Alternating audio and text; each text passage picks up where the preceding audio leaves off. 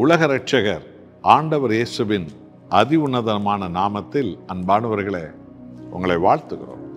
உங்களில் ஏராளமான பேர் எங்களோடு தொடர்பு கொண்டு த டே வித் ஜீசஸ் நிகழ்ச்சியை ஆவலோடு அனுதினமும் பார்க்கிறோம். அநேகருக்கு இந்த நிகழ்ச்சிகளை குறித்து நாங்கள் அனுப்புகிறோம் என்று சொல்லுகின்றீர்கள். மிக சந்தோஷம். இதற்காக தொடர்ந்து ஜெபியுங்கள்.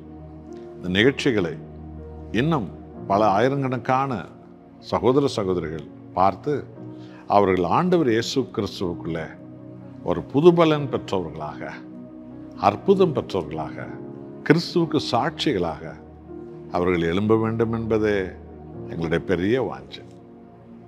நீங்கள் அழைக்கப்பட்ட சபைக்கு சாட்சியாக இருங்க கிறிஸ்துவுக்காக. இன்றைக்கும் ஒரு விசேஷத்த செய்தி வழியாய் ஆவியானவர் நம்மோடு பேசுகிறார். யூதா எழுதின நிருபம் 1 அதிகாரத்தில் 18வது வசனம். கடைசி காலத்தில் தங்கள் துன்மார்க்கமான இச்சையின்படி நடக்கிற பரியாசக்காரர்கள் தோன்றுவார்கள் என்று உங்களுக்கு சொன்னார்களே. இந்த வேத புத்தகம் உலகம் உருவானதையும், உலகில் நடக்கிறதையும், இனி உலகில் நடக்க போகிறதையும், மனிதனுடைய வாழ்வுக்கு பிறகு இருக்கிற அந்த நித்தியமான பரலோக வாழ்வையும் இந்த உலகம் ஒவ்வொரு மனுஷனுக்கும், எல்லா மார்க்கத்தாருக்கும், மதத்தாருக்கும் இந்த வேத சத்தியங்கள் போதிக்கிறது. என்றால் ஆண்டவராய் இயேசு கிறிஸ்து கிறிஸ்தவர்களுக்கு மாத்திரம் மீட்பர் அல்ல, தெய்வம் அல்ல. மனித குலத்துக்கே அவர் மீட்பர், மனித இனத்துக்கே அவர் தெய்வம், மனித இனத்துக்கே அவர் இரட்சகர். என்றால் மனித குலத்தை உண்டாக்கினவர் அவரே. ஆகவேதான் அவர் உலகத்தின் பாவங்களை சுமந்து தீர்த்து மனித குலத்தை மீட்டார். அந்த அன்பின் செய்தியைத்தான் உலகமெங்கும் அறிவிக்கப்படுகிறது. இந்த உலக கடைசி காலத்தின் அடையாளங்களில் ஒன்று பரியாசக்காரர்கள், ஆண்டவரை பரியாசம் பண்ணுகிறவர்கள், அவர் வருகையை பரியாசம் பண்ணுகிறவர்கள், இயேசுவின் மீட்பை பரியாசம் பண்ணுகிறவர்கள், இயேசுவின் சிலுவை பாடுகளை பரியாசம் பண்ணுகிறவர்கள், பரிசுத்தத்தை பரியாசம் பண்ணுகிறவர்கள், நீதி நேர்மையை பரியாசம் பண்ணுகிறவர்கள், உத்தமத்தை ஒழுங்கை பரியாசம் பண்ணுகிறவர்கள் இன்றைக்கு கோடி கோடியாக பெருகி இருக்கிறார் அல்லவா. துன்மார்க்கமான இச்சைகள் நடக்கிறவர்கள், துன்மார்க்கமான இச்சைகள் வர்ணிக்கவே முடியாது, வெளியில சொல்ல வெக்கப்படக்கூடிய பாவ இச்சைகளில் இந்த உலகம் பெருகி இருக்கிறது. இந்த இறுதி காலங்களில் இப்படிப்பட்டவர்கள் தான் உலகமெல்லாம் பெருகி இருப்பார்களாம். இந்த வேத புத்தகம் 2024 வருஷத்துக்கு முன்பு இந்த யூதா என்கிற ஒரு அப்போஸ்தலனை கொண்டு இந்த வசனம் எழுதப்பட்டது. இன்றைக்கு அது நிறைவேறி கொண்டிருக்கிறது பாருங்கள்.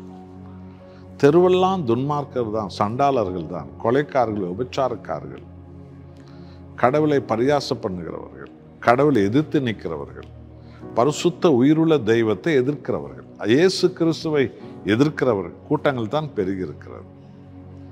அக்கிரமக்காரர்களும் பரியாசக்காரர்களும் இறுதி காலங்களில் எங்கும் தோன்றுவார்கள். இந்த வேதம் சொன்னது அப்படியே நடக்கிறதல்லவா.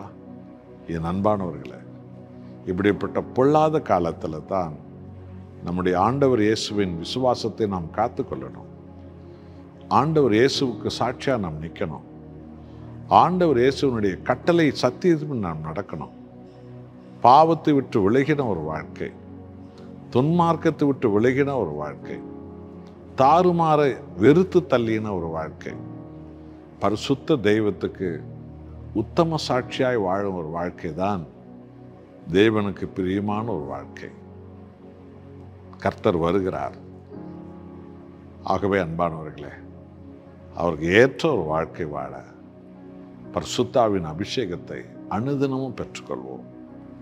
வேத வசனத்தின்படி நாம் வாழ்வோம், ஜெபிப்போம். அன்புள்ள தேவனே, இறுதி காலத்தின் அடையாளங்களில் நீ சொன்னவைகளில் ஒன்று அக்கிரமக்காரர்களும் துரோகிகளும் துன்மார்க்கர்களும் தான் தோன்றித்தனமாய் வாழ்கிறவர்களும் ஆண்டவர் இயேசுவை பரியாசம் பண்ணுகிறவர்களும் பரிசுத்தத்தை பரியாசம் பண்ணுகிறவர்களும் நீதி நேர்மையை பரியாசம் பண்ணுகிறவர்கள் தோன்றுவார்கள் என்ற அடையாளம் சொன்னீரே, அது அப்படியே நடக்கிறது. இது இறுதி காலங்களின் வழியில் இருக்கிறோம். இப்படிப்பட்ட காலத்தில் தேவனே, வரப்போகிற மகாராஜாவே, உம்முடைய மகத்துவத்தை நாங்கள் காத்துக்கொள்ள உமக்கு சாட்சியாய் நிற்க, ஆண்டவரே உமக்கு உத்தமர்களாய் உத்தமிகளாய் வாழ பரிசுத்த ஆவியால் எங்கள் எல்லோரும் நிரப்புங்க. ஆண்டவரே, அழிந்து போகிற பல கோடி மக்களில் மண்டை கொண்டு வரக்கூடிய ஆத்தும் ஆதாயம் செய்கிறவர்களாக எங்களை மாற்றுங்க. அந்த பலன் தாங்க. இயேசு நாமத்தில் பிதாவே, ஆமென்.